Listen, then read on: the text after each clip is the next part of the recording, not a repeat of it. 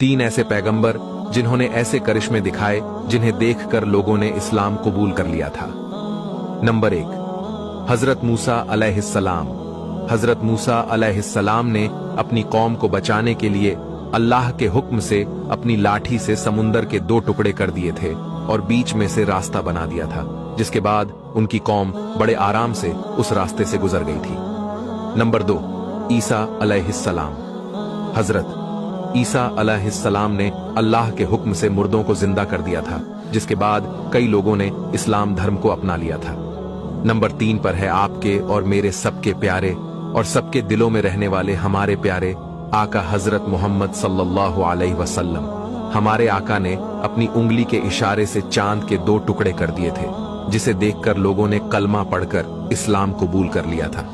अगर दिल इजाजत दे तो इस वीडियो को जरूर शेयर करें।